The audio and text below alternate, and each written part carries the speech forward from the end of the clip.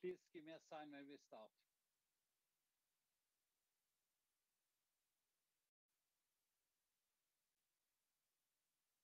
Good morning. Bonjour, bon après-midi, bonsoir, honorable ministre, collègues et amis. Au nom de l'UNESCO, le rapport mondial de suivi sur l'éducation et l'Institut de statistique de l'UNESCO, je voudrais vous remercier de vous joindre à nous pour l'événement parallèle du sommet mondial sur l'éducation d'aujourd'hui, qui vise à définir des moyens nouveaux et plus solides de suivi des systèmes et des politiques d'éducation à partir de 2021.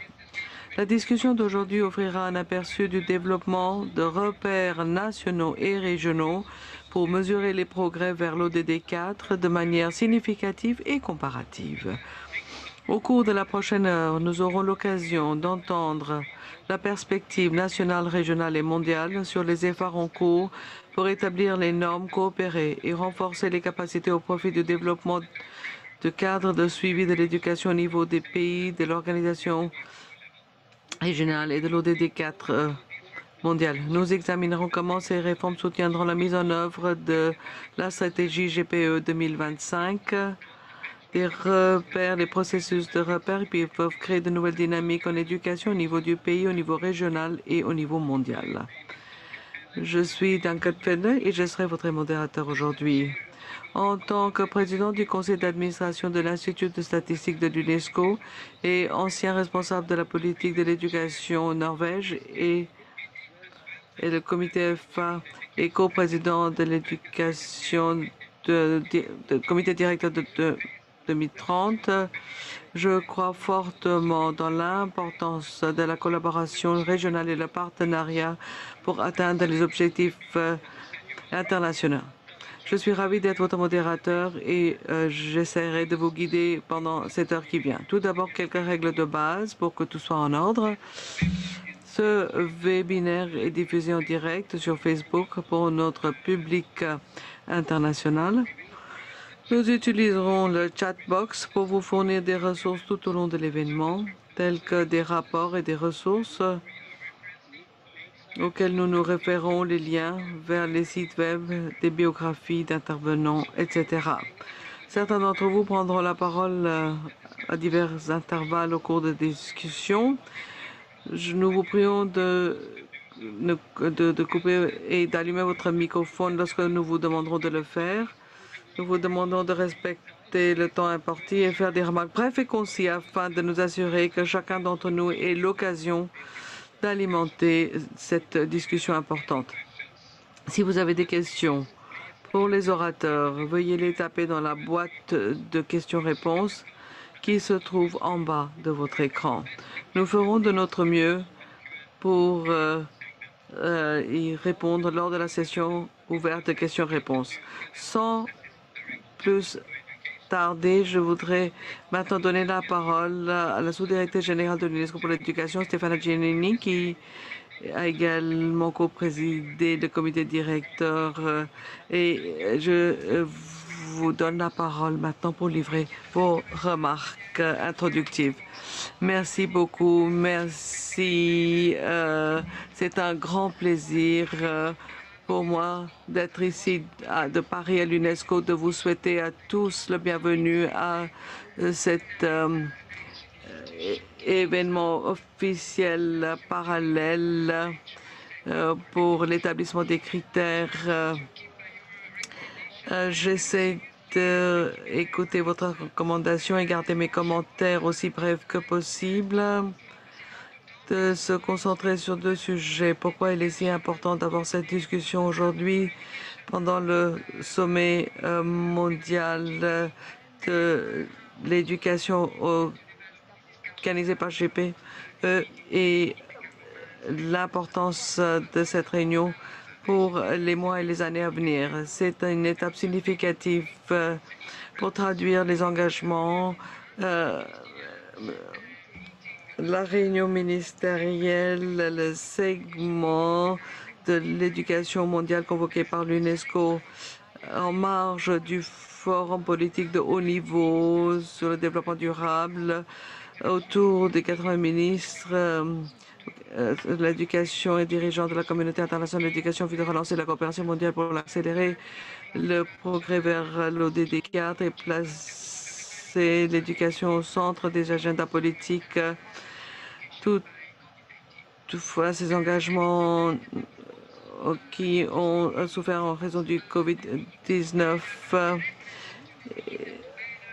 il y a un besoin d'aligner les agendas globaux, régionaux et nationaux à nos engagements. Ceci fait référence spécifique à l'établissement des repères à ces niveaux-là. Et il y a une raison pour cela. Vous vous rappelez peut-être que le lancement de l'agenda 2030 en 2015, tous les pays étaient en accord qu'ils savaient où ils voulaient être en 5 ans, en 10 ans, prenant leurs contextes nationaux en compte.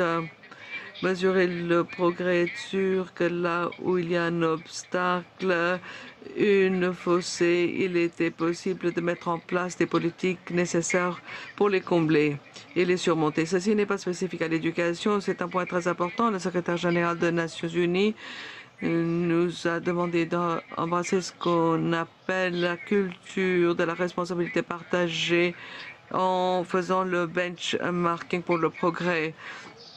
Les pays l'ont fait déjà, par exemple, pour d'autres sujets très importants tels que le changement climatique.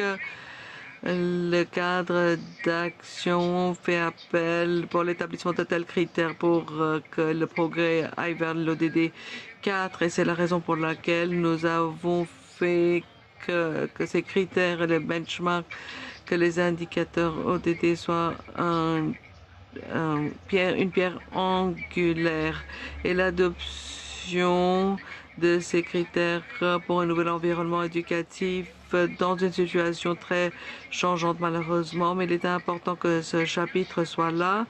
Les critères nationaux doivent être faisables, basés sur l'appropriation nationale. C'est une dimension très importante et je voudrais remercier les ministres qui assisteront et participeront à cette réunion et dans cette discussion. La proposition de former une nouvelle coopération globale, un nouvel mécanisme, invite les États membres à soumettre les valeurs des critères nationaux pour 2025 à 2030 et l'UNESCO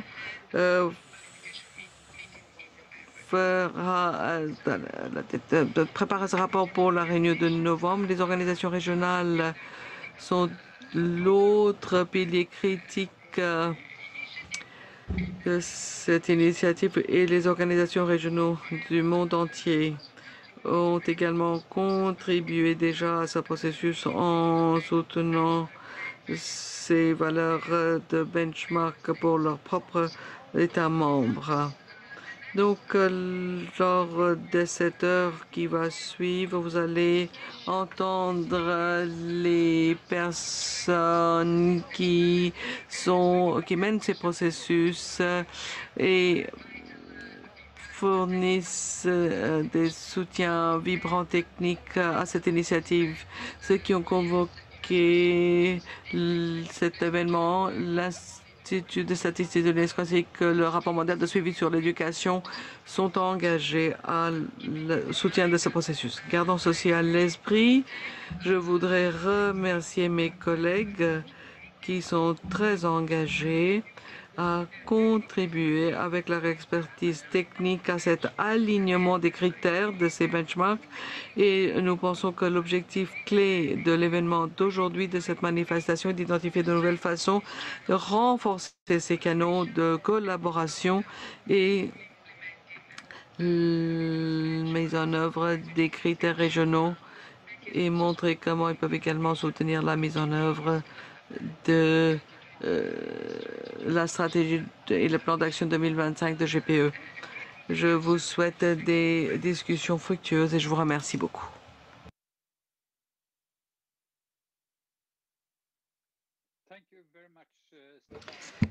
Merci beaucoup, Stéphanie, d'avoir présenté la position de l'UNESCO et son leadership dans ce domaine.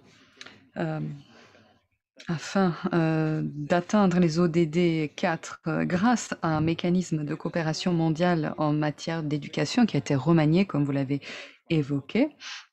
Alors, nous allons commencer ces discussions avec les critères de référence. Il y a eu la réunion mondiale sur l'éducation. Nous entendrons d'abord l'intervention de Silvia Montoya, directrice de l'Institut de statistique de l'UNESCO. Après les remarques de Silvia, nous allons donner la parole à Manos Antoninis, directeur du rapport mondial de suivi sur l'éducation. Il nous expliquera comment les nouveaux critères de référence formeront l'un des principaux piliers d'un mécanisme amélioré de coopération mondiale en matière d'éducation. Merci à Silvia et Manos, vous avez 5 minutes. Merci Dunkerque, merci à tous et je nous souhaite plein succès dans ces travaux cette semaine. Nous sommes tous très impliqués.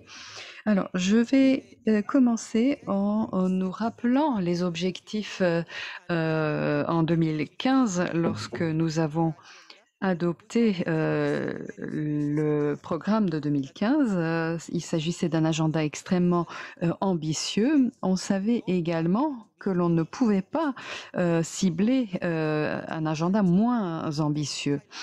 Et en 2019, on a fait rapport au forum de haut niveau. Et Covid-19 a ajouté des défis supplémentaires, davantage d'inégalités, davantage de difficultés qui ont ajouté des difficultés à un agenda qui était déjà assez ambitieux. Alors, espérons que la situation s'améliore. Nous n'avons pas le choix. Nous devons travailler ensemble. Nous devons avoir conscience de notre objectif, une vision claire de cet objectif grâce à une action collective. Pour ce faire, nous devons définir la mesure de ce que l'on cherche à mesurer. Et pour cela, il faut d'abord définir ce qu'est un manque de progrès, tout d'abord. Et une des composantes essentielles constitue en la création de critères de référence nationaux. Donc, il s'agit de définir les objectifs pour nos systèmes d'éducation, quels sont les taux de progrès requis pour chacun des pays. Nous devons avoir ces définitions clairement établies. Alors, je vais vous dire où nous en sommes aujourd'hui, si on peut passer à la diapositive suivante. Stéphania nous a évoqué les objectifs de 2014. Le secrétaire général de l'ONU a appelé les pays à adopter une responsabilité commune fondée sur des critères de référence pour le progrès. Alors, ce document nous appelle à définir très clairement ces critères de référence. Ensuite, nous avons défini clairement le cadre d'action pour 2030 et en novembre 2015, les pays se sont engagés afin de définir les objectifs à 5 ans, à 10 ans pour les différents pays. Et nous avons essayé d'établir des définitions intermédiaires avec des objectifs également à long terme. En octobre 2020, il y a eu une réunion d'urgence qui nous a rappelé que nous n'étions pas en phase avec les objectifs pris et il a fallu reparler avec les différents partenaires de l'UNESCO afin de redéfinir des critères de référence faisables et réalistes. Donc, ces critères de référence allaient être par la suite suivis par l'ensemble des acteurs. Il est très important à ce stade de dire que nous avons travaillé petit à petit vers cette définition. Et en 2019, le groupe de coopération technique, eh bien, il s'agit d'un organe gouvernemental et l'ensemble des régions et les pays sont représentés. Il y a également des agences multilatérales et des organes multipartites qui participent à ces travaux, à ce cadre d'action. Et en 2019, il y a eu un accord sur les 7 indicateurs qui allaient nous permettre de mesurer le progrès. En 2019, lors de la réunion du mois d'octobre, à la suite de la réunion sur l'éducation mondiale, le groupe de coopération technique cherché à adopter un processus politique afin d'adopter ces définitions et d'y parvenir. Par la suite, pendant les mois qui ont suivi, jusqu'à la réunion du 13 juillet de l'éducation mondiale, nous avons cherché à atteindre ces objectifs et nous avons mis en œuvre ces objectifs en organisant des réunions avec des représentants régionaux. Nous avons travaillé avec les différents pays afin de parvenir à ces définitions. Et lors de la réunion sur l'éducation mondiale, les organisations régionales qui travaillent dans différentes régions, en Europe, en Amérique centrale, dans la région Caraïbes, en Afrique, en Asie-Pacifique, etc., ont partagé leurs travaux et leurs progrès sur la voie de ces définitions et ces indicateurs pour l'ODD 4. Et en 2021, donc nous avons eu ce jalon important, mais il y a également un autre jalon très important qui a été évoqué par le directeur général de l'éducation. Il y a eu une deuxième réunion qui nous a permis d'aborder la question des critères de référence. Et ce fut un moment important pour les différents pays qui ont pu décider de la contribution à l'ODD 4, les ambitions de chaque pays, prenant en compte le point de départ pour chaque pays. Et ce fut un moment pour chaque pays de s'engager et de mener à bien cette action collective que nous devons mener à bien afin d'atteindre nos objectifs, les objectifs définis en 2015 lorsque nous avons adopté l'agenda des ODD. Alors, on peut passer à la diapositive suivante. Je voudrais évoquer les indicateurs qui ont été convenus au niveau mondial. Il y a 7 indicateurs qui sont en rapport avec 5 domaines politiques. Premièrement, l'éducation de base. Il y a 3 indicateurs. Un indicateur qui fait référence aux enfants, donc les enfants déscolarisés, les enfants qui parviennent à compléter chaque niveau et les enfants qui atteignent un niveau de base en mathématiques. Et cela fait référence à la participation au tiers précédent, donc l'enseignement primaire. Il y a le deuxième objectif et un indicateur qui fait référence aux enseignants qualifiés. Il s'agit d'un indicateur mondial. Nous avons 2 indicateurs qui sont dans le cadre d'action. Il y a un indicateur mondial qui fait référence à l'investissement dans l'éducation, les dépenses publiques en tant que pourcentage de budget et pourcentage de PIB, PNB. Et enfin, nous avons un indicateur sur l'équité. Et c'est le groupe de coopération technique qui est en train de finaliser la définition de cet indicateur. Voilà donc les 7 indicateurs sur lesquels nous nous sommes mis d'accord. L'ensemble des régions se sont mis d'accord. Et sur la diapositive suivante, vous allez voir que nous avons également des cadres régionaux. Et nous avons des indicateurs supplémentaires dans ces cadres régionaux convenus par les différentes régions qui sont pertinents pour chaque région. Cela ne signifie pas que chaque région sélectionne des indicateurs différents dans différents domaines. Par exemple, l'enseignement STEM, l'enseignement tertiaire dans d'autres régions, etc. Donc, il y a d'autres compétences également qui font partie de ces indicateurs.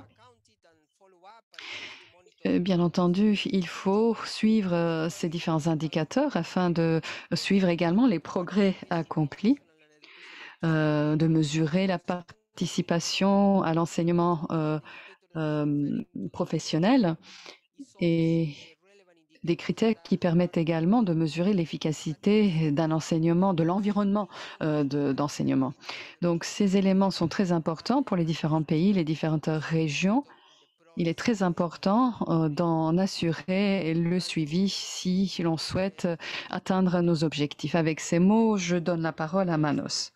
Merci Sylvia.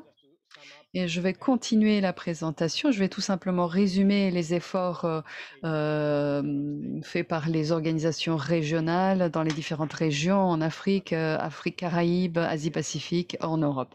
Vous voyez dans la dernière colonne, il y a les progrès qui ont été accomplis. Donc, il s'agit de la mise en place de critères de référence régionaux. Nous avons également le cadre mondial, le cadre d'action pour l'éducation. Et nous avons un cadre de suivi, un cadre général. Et à partir de cet instant, ces différentes instances vont communiquer les uns avec les autres. Et dans le cas de CARICOM, on va voir comment la communauté des Caraïbes a pu se coordonner dans le cadre de ce cadre d'action de l'ODD 4. Mais permettez-moi de vous parler de ces critères de référence régionaux. Que sont ces critères de référence? Alors, ces critères de référence régionaux observent le niveau actuel, le niveau passé de ces 7 indicateurs. Il y a des organisations régionales sélectionnées. Ensuite, nous avons défini un niveau minimum qui doit être atteint par l'ensemble des pays de la région d'ici à 2025 ou 2030. Donc, dans une région, lorsque les pays sont semblables, ces critères sont extrêmement pertinents. Mais dans des régions où les pays sont très différents les uns des autres, la mise en place de critères communs ne sont pertinents que pour les pays les plus éloignés des objectifs, les plus en retard. Toutefois, la mise en place de ces critères permet de donner un sens de cette responsabilité partagée. Alors, vous allez peut-être me demander pourquoi on utilise le concept de critères de référence régionaux alors que dans le cadre d'action, on parle de critères nationaux. Il y a plusieurs raisons à cela. Tout d'abord, les organisations régionales ont un rôle unique qui leur permet d'atteindre les objectifs visés dans le domaine de l'éducation. Ensuite, ces organisations régionales participent également à la réussite des objectifs au niveau national. Ces organisations régionales ont également leur propre cadre et leurs propres mesures. C'est pourquoi il est intéressant de travailler de concert afin de nous aligner sur les objectifs, afin d'avoir un cadre cohérent au niveau des pays, au niveau national, régional et international. Par le passé, ces différents cadres n'étaient pas alignés. Alors, que sont les critères de référence nationaux ? Dans ce domaine, nous allons donner la parole aux différents ministres. Alors, le cadre d'action décrit les contributions que chaque pays s'engage à faire afin d'atteindre l'ODD 4. Les objectifs d'ODD 4 nous inspirent et on a tendance à dire qu'il n'est pas juste d'attendre de chaque pays d'atteindre les mêmes résultats lorsque le point de départ est si différent d'un pays à l'autre. En fait, l'éducation n'est pas un phénomène unique. Il y a des critères de référence culturelle également. Il y a des phénomènes comme le changement climatique qui impactent également la réussite de l'ODD 4. Les enfants, le secteur éducation mérite toute notre attention dans ce cadre. Et nos cadres d'éducation ont été mis en difficulté par la pandémie de Covid-19. Et d'ici à 2025 à 2030, les systèmes d'éducation devraient s'être remis de cette situation et devraient pouvoir atteindre leurs objectifs.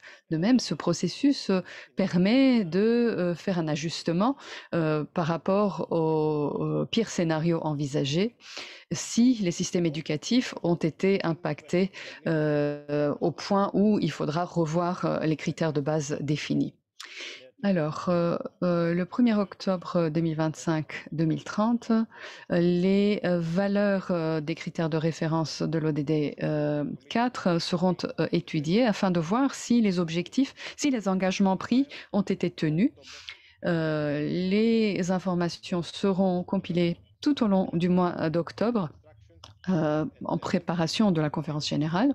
Il y aura des formulaires à remplir que nous allons vous envoyer la semaine prochaine à l'ensemble des pays dans toutes les langues de l'ONU. Alors, quel est le processus? Si votre pays a un objectif pour ces 7 indicateurs pour 2025 à 2030, donc vous avez une stratégie nationale.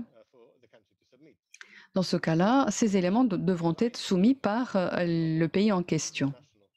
Et ensuite, on mesure l'alignement par rapport aux objectifs nationaux et internationaux. Cela nous permettra de renforcer le processus vers les objectifs de 2025-2030. Si le pays ne s'est pas doté d'objectifs, à ce moment-là, le groupe de coopération technique mettra à votre disposition des outils afin d'appuyer votre processus de prise de décision. Donc ces outils ont été préparés afin de constituer une base de discussion et il y a un engagement de la part des pays qui montre que l'on souhaite atteindre ces objectifs. Donc, ces travaux pourront être utilisés comme des outils de base. Vous avez également le site web de l'ODD où vous trouverez des ressources appropriées. Et il y a également des informations concernant les progrès accomplis par les différents pays et les critères de référence potentiels à atteindre qui se trouvent sur ce site web. En tout cas, on s'attend à ce que les pays se dotent de leurs propres objectifs nationaux qui devront être soumis pour étude afin de pouvoir mesurer les progrès accomplis par les différents pays vers l'ODD 4. Je vous remercie et je remercie l'ensemble des pays participants à cet événement parallèle. Merci. Merci beaucoup Manos et Sylvia pour nous avoir donné ce fond succinct et important pour les discussions à venir. Dans le premier round, nous aurons une concentration sur la perspective pays pour les critères de référence. J'aimerais souhaiter la bienvenue à 4 orateurs. J'espère que les liens Internet nous permettront de les avoir. Nous parlerons des prochaines étapes du développement des indicateurs et des repères au niveau national et régional, ainsi que les réflexions sur la façon dont les repères peuvent informer et compléter les développements des plans d'action et des examens sectoriels. Nous sommes ravis d'avoir avec nous deux ministres de l'Éducation, son Excellence Madame Marie-Michelle Sarundra Darimalala, ministre de l'Éducation nationale pour la République de Madagascar, et son Excellence Dr Valentine Uba Maria, ministre de l'Éducation du Rwanda. Je suis également très heureux d'accueillir deux représentants du gouvernement. Je ne sais pas si le représentant de la RDP là-haut, Mali Varabout, peut se connecter, mais je sais que Mirwais Ahmadzai, directeur du suivi de l'évaluation stratégique du ministère de l'Éducation de l'Afghanistan, est là, et donc nous entendrons leurs réflexions sur les processus qui viennent d'être présentés et les efforts en cours pour accélérer les progrès vers l'élaboration des critères de référence. Si nous avons le temps, après la première série de questions, nous aimerions ouvrir les discussions avec le public. Veuillez donc poser vos questions dans le chat indiquant votre nom et votre organisation. J'aimerais commencer avec la même question pour vous tous. Quelles réformes politiques et mesures, en d'autres termes, quelles actions ont été prises pour soutenir, progresser vers le développement des référentiels dans vos pays, pour les critères de référence dans vos pays? Vous avez 2 minutes. Honorable ministre Andra Malala, est-ce que nous pouvons entendre votre expérience au Madagascar? Vous avez la parole. Mesdames et messieurs, bonjour et merci de permettre à notre pays de contribuer humblement lors de cet événement parallèle au sommet mondial dédié à l'éducation et partager la traduction politique et la mise en œuvre de l'alignement de Madagascar sur les repères régionaux au niveau national. Si l'on se réfère à ces repères régionaux, des avancées ont été par exemple notées concernant l'achèvement au niveau du 2e cycle du secondaire Et concernant la qualité de l'apprentissage en fin de cycle primaire, appréciée à travers les compétences en lecture, en mathématiques des élèves de ce niveau d'études. Bien évidemment, il reste encore beaucoup de défis à relever. Pour Madagascar, la première étape a été d'adopter, de s'approprier, d'intégrer les repères régionaux pour l'atteinte de l'ODD 4 dans la formulation, la mise en œuvre et l'évaluation des plans et programmes de développement de l'éducation à Madagascar. Nous avons également défini des repères nationaux. Cela conduit à des réformes institutionnelles, juridiques, budgétaires, organisationnelles d'une manière générale et à des réformes du système éducatif en particulier qui se sont inscrits dans la mise en œuvre du plan sectoriel de l'éducation, de l'engagement dit Vélrin numéro 4 de son Excellence Sandra Radziwiłł, président de la République de Madagascar en matière d'éducation. Ainsi, nous avons par exemple modifié l'organigramme du ministère de l'Éducation nationale qui s'articule sur deux principaux piliers, la gestion des établissements scolaires, gestion pédagogique en accord avec l'adoption d'un nouveau paradigme, celui de l'école idéale. Nous avons créé, décliné, renforcé des structures administratives éducatives à tous les niveaux de la pyramide de l'administration. Une nouvelle direction de l'éducation non formelle, par exemple, a été créée, un établissement public en charge des évaluations des acquis scolaires pour collecter, consolider des données réelles sur l'ensemble du territoire autour des repères régionaux, nationaux, dont les activités sont assorties d'un rapport annuel public. Nous avons élaboré, modifié des outils, mécanismes de collecte des données réelles et administratives dans le cadre de la planification de l'éducation, l'inspection, l'encadrement pédagogique. Nous avons autorisé par voie réglementaire la création d'associations communautaires de gestion hybride de chaque établissement scolaire public qui sont formés et contribuent à l'atteinte des 10 repères pour l'atteinte de l'ODD 4. Nous avons entamé une réforme curriculaire en accord avec les besoins socio-économiques et environnementaux du pays. Multiplier des capacités d'accueil établissements scolaires par la multiplication de nouvelles infrastructures et pour l'extension des installations éducatives existantes en milieu rural et en milieu urbain. Nous avons allégé les charges parentales, amélioré la rétention des élèves par la dotation matérielle didactique moderne des établissements scolaires. Nous avons exempté les élèves de droit d'inscription, dotés de caisses écoles, caisses de soutien, de cantines scolaires, les établissements publics, dotés de subventions, les enseignants publics et du privé. Renforcer le système de formation des enseignants par la mise en place d'un nouveau dispositif de formation massive et coût efficace des enseignants, des formateurs et des encadreurs. Rationaliser le recrutement et leur répartition géographique. Nous avons normalisé les conditions d'enseignement d'apprentissage et du développement du préscolaire, enclenché une réforme curriculaire répondant aux besoins socio-économiques et environnementaux du pays, respectant les normes internationales, renforcer la lecto-écriture, calcul dans les 3 premières années du primaire, améliorer l'éducation inclusive par l'appui aux couches les plus défavorisées, la formation des enseignants à la pédagogie inclusive, la dotation de kits standards et ou adaptés. Bien évidemment, cette liste n'est pas exhaustive car l'alignement sur les repères régionaux a modifié le paysage éducatif à Madagascar, a modifié la pensée des acteurs de l'éducation, bousculé l'ensemble du système éducatif face aux changements à travers une approche plurielle. Et ces changements qui ont été utiles, nécessaires et même obligatoires, qui n'ont pas été indolores, mais la République de Madagascar entend bien évidemment et toujours exprimer sa volonté de s'engager encore plus dans le domaine de l'éducation, notamment à l'égard des filles et des enfants. Ainsi, nous tenons encore à exprimer notre volonté à adhérer, à s'approprier des réformes, des avancées en matière d'alignement sur les repères régionaux, internationaux pour l'amélioration de la qualité de l'éducation à Madagascar. Merci à tous.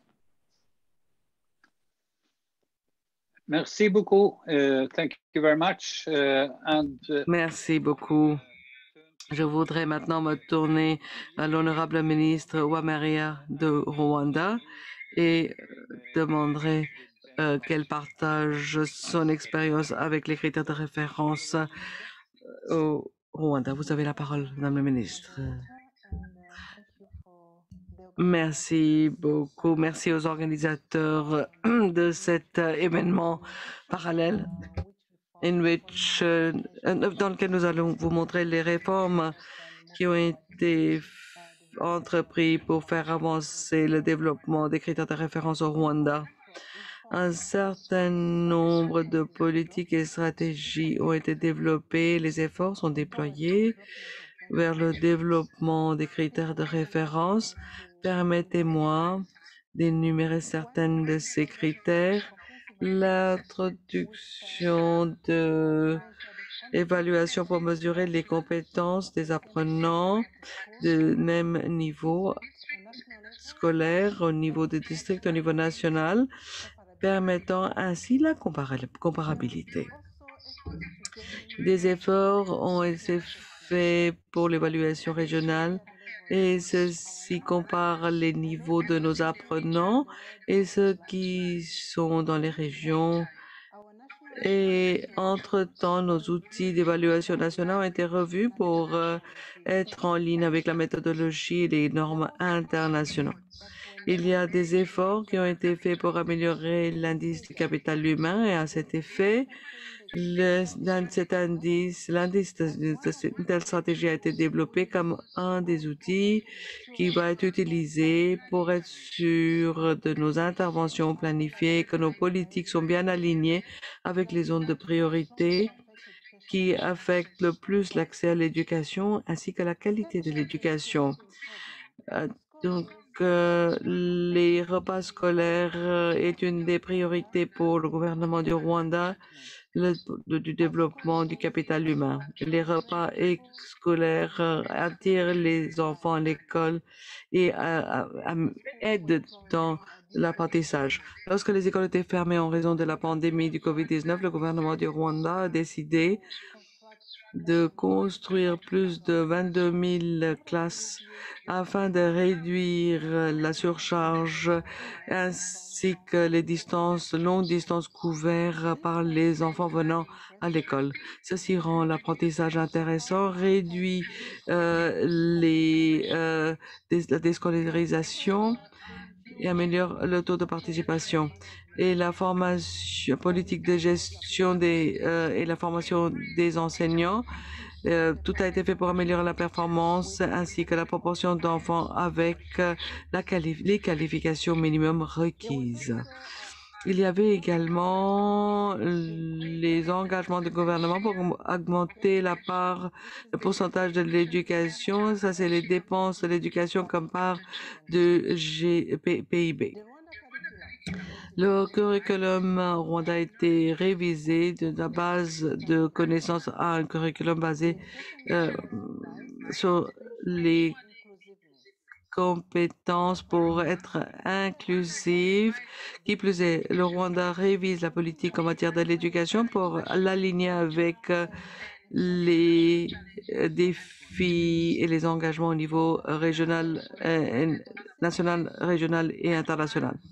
Il y a d'autres plans et politiques pour atteindre les objectifs du secteur de l'éducation et parmi ces objectifs, des politiques de la petite enfance et des plans stratégiques en la matière, politique de l'éducation de base sur 9 ans qui a été allongée sur une période de 12 ans. Donc, politique en matière d'éducation professionnelle, politique en matière d'éducation supérieure et le développement des enseignants, politique en matière d'éducation des filles, des politiques en matière d'éducation des besoins spéciaux, l'éthique en matière d'éducation et la science nationale et l'innovation. Je vous remercie, Monsieur le modérateur. Merci beaucoup, Madame la Ministre.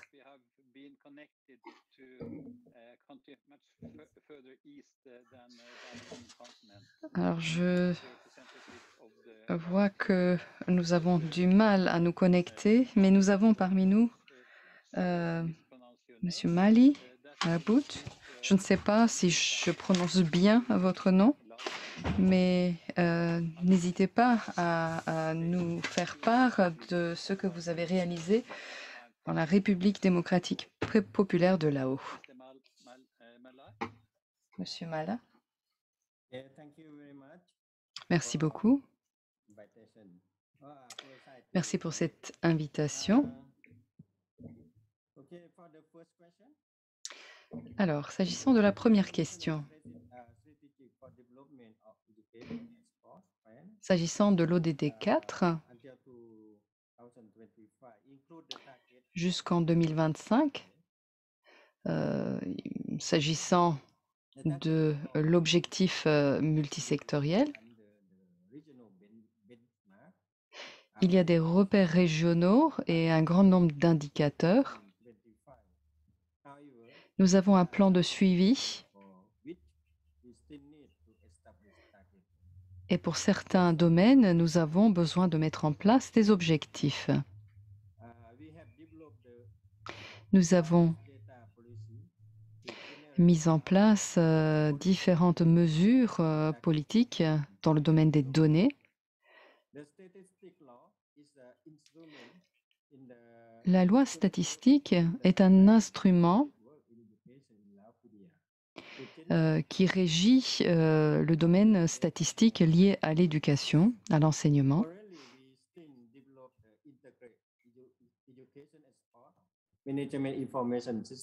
Nous avons besoin également de mettre en place un système d'information dans le domaine de l'éducation qui puisse glaner des données des différents domaines, nous permettant d'harmoniser ces données en provenance de différents sous-secteurs afin d'œuvrer vers les objectifs de l'ODD 4. Ces différentes mesures ont été très utiles dans la mise en place des repères.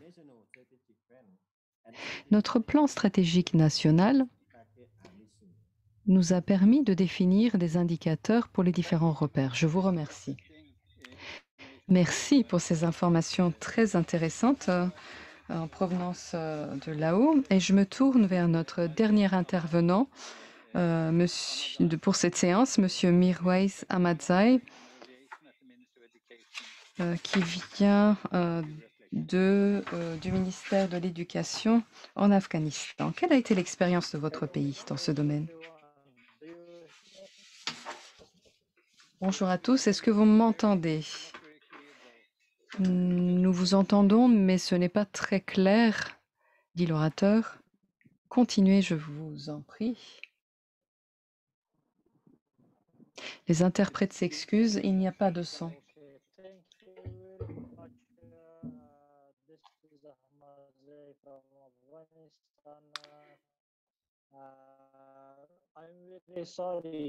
Merci beaucoup. Je m'excuse, malheureusement, étant donné la mauvaise bande passante. Est-ce que vous m'entendez? Il est très difficile de vous entendre. En tout cas, j'ai du mal à vous entendre.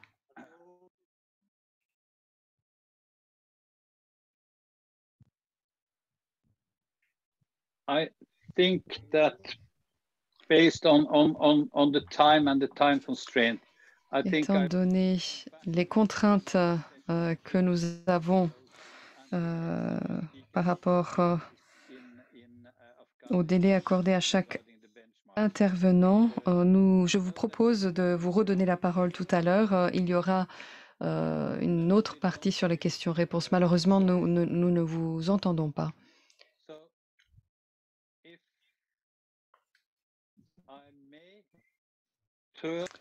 Alors, je me tourne, si vous me le permettez, vers la deuxième partie de notre programme qui porte sur des perspectives régionales et mondiales.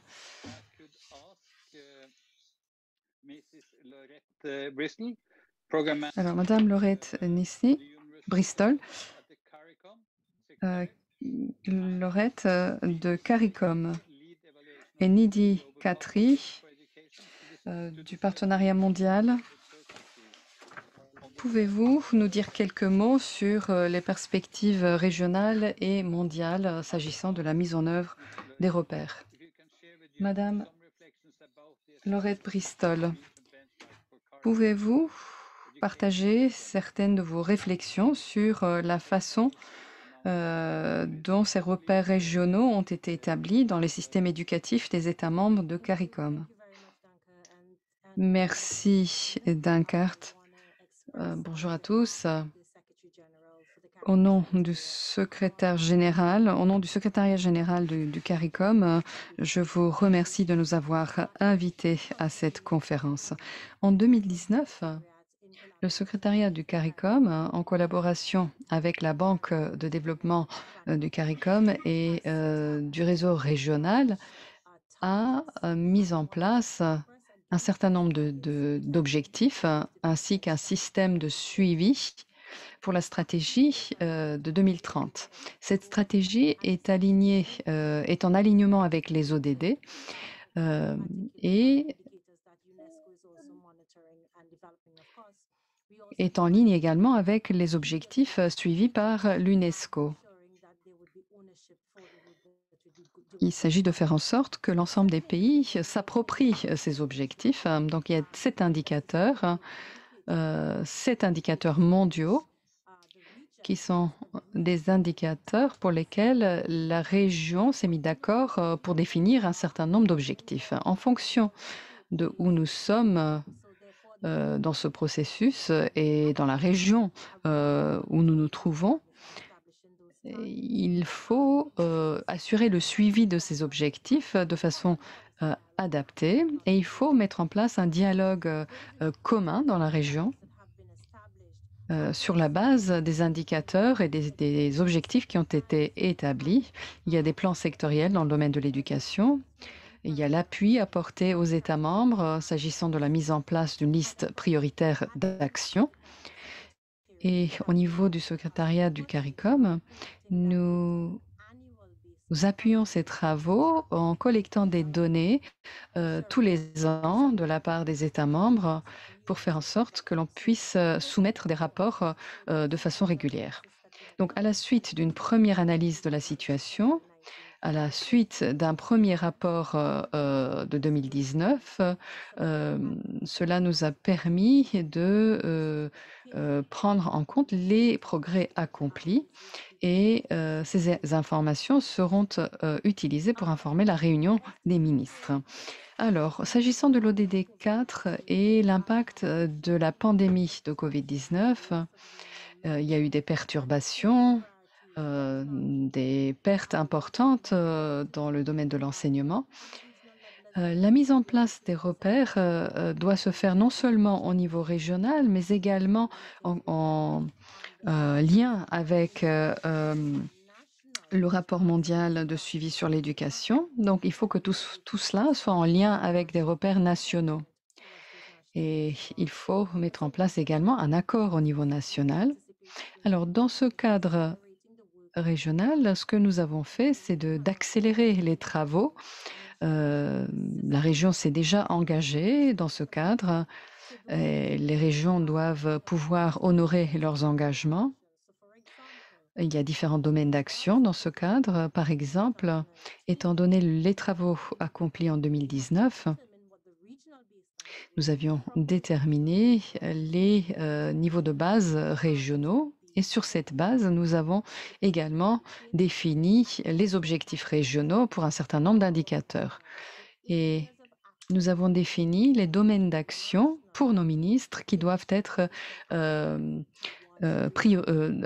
auxquels il faut accorder une priorité au niveau national. Donc nous avons défini nos objectifs pour 2030.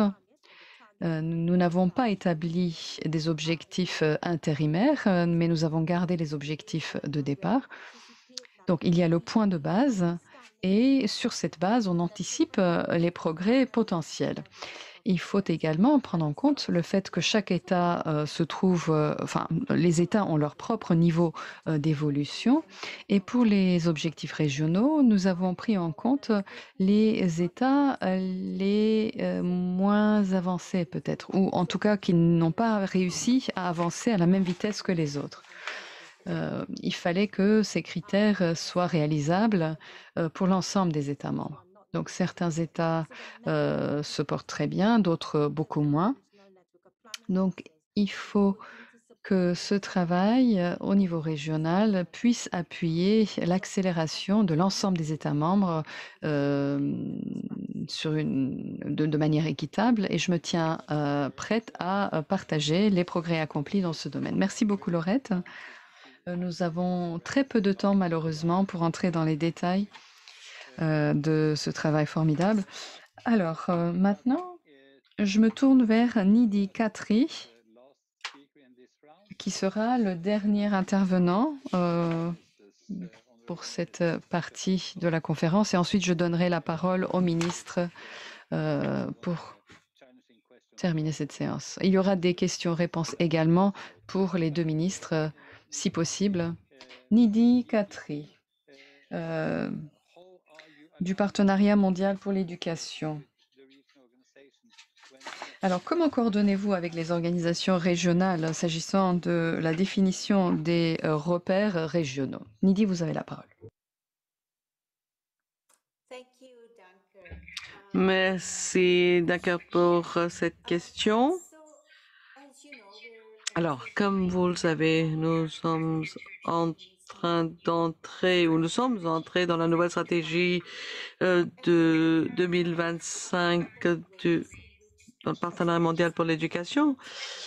Et les critères de référence peuvent aller de pair au niveau régional et mondial, et comment le GPE peut coopérer et collaborer dans cet effort.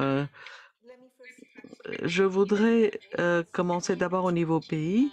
Comme vous savez, le Partenariat mondial pour l'éducation a soutenu la planification sectorielle et des revues conjointes. Et cette information des critères de référence peuvent être très importants pour les pays. Je voudrais faire référence à cela avant de parler du niveau mondial. Comme je vous l'ai dit, le GPE a soutenu le développement et la mise en œuvre sectorielle et le suivi sectoriel et va continuer à le faire selon les besoins et les demandes des pays. GPE encourage les revues conjointes et sectorielles pour la mise en œuvre ainsi que pour le développement et le soutien des actions pour l'amélioration. Alors, nos évaluations dans le passé récent ont montré que les informations, les données et les éléments de preuve exigeraient une mise en œuvre sectorielle, et pour avoir une bonne compréhension des résultats, et cette compréhension n'est pas toujours disponible, n'est pas d'une qualité suffisamment bonne à travers les pays. Et ce manque, si vous voulez, l'information de qualité insuffisante pourrait dire qu'il n'y a pas des mesures suffisantes et les cibles sur les indicateurs de résultats tels que l'apprentissage, la scolarisation, l'abandon scolaire, etc. Donc, l'effort de critères de référence peut aider de plusieurs façons. Tout d'abord, comme Manos nous a déjà dit, peut aider les pays à développer leur propre quelle que soit la direction que le pays décide de prendre, peut aider le pays à établir les objectifs sur les sept critères de référence. Je n'ai pas besoin de souligner leur importance.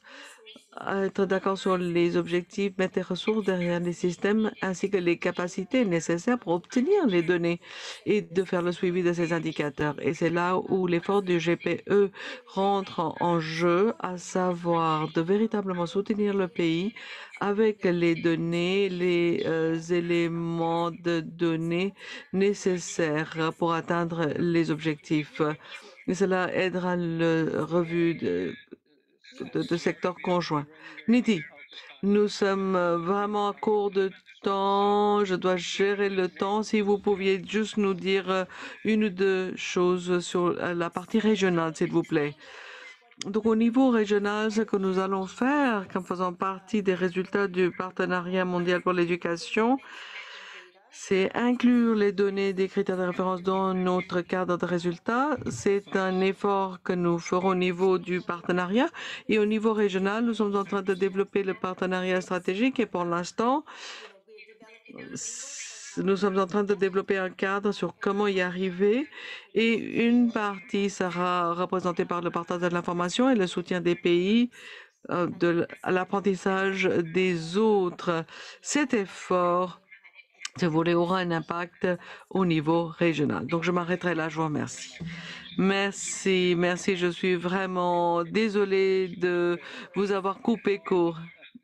Il n'y a pas de problème, Dignity. Nous arrivons à la fin et j'aimerais avant poser une question à nos deux honorables ministres, à savoir le benchmarking, les critères de référence ne doit pas être vu uniquement comme un outil technique et administratif, mais quelque chose qui crée une nouvelle dynamique des discussions politiques autour de l'éducation et de l'accord de Paris. On peut emprunter, comme l'a dit Manos, pensez-vous que le processus de critères de référence au niveau national peut créer davantage de débats politiques sur l'éducation dans vos pays?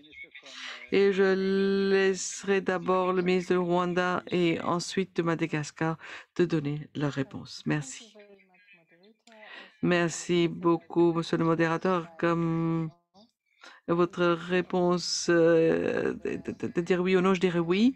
Donc, à votre question, une fois que vous avez des politiques qui peuvent être mises en œuvre, je dirais que la réponse est oui. Je vous remercie infiniment de votre réponse très concise. Je vous remercie. Et pour le Madagascar, s'il vous plaît.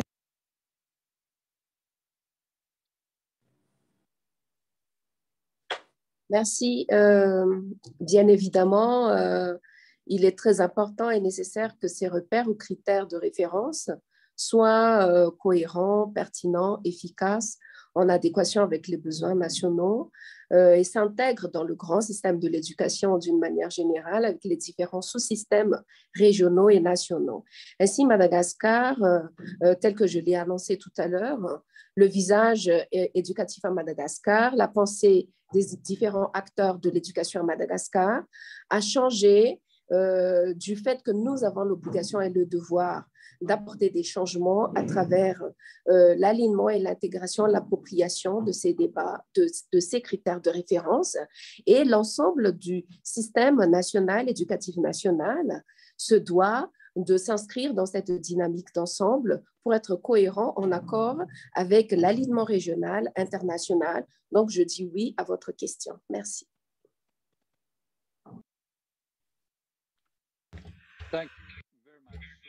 Merci infiniment. Donc, c'était un oui unanime à ma question. C'est un outil administratif et de suivi. Je vais fermer la session et je voudrais remercier tous les participants pour leur participation. Ceci nous a donné un avant-goût, n'est-ce pas, de ce qui se passe partout dans les différents pays, différentes organisations, mais il y a beaucoup de travail encore qui reste à faire et les pays doivent donner leurs critères de référence national d'ici le 1er octobre et qui sera compilé et présenté au segment haut niveau de la réunion de l'éducation mondiale en novembre à Paris.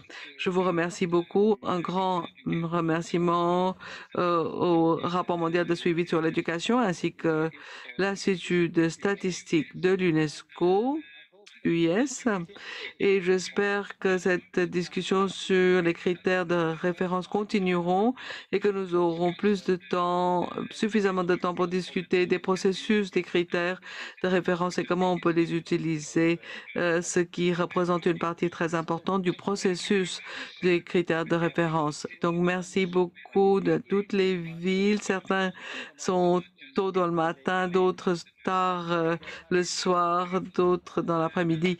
Merci beaucoup. Merci. C'était un grand plaisir pour moi d'avoir modéré cette réunion. Je vous remercie. Merci. Merci beaucoup.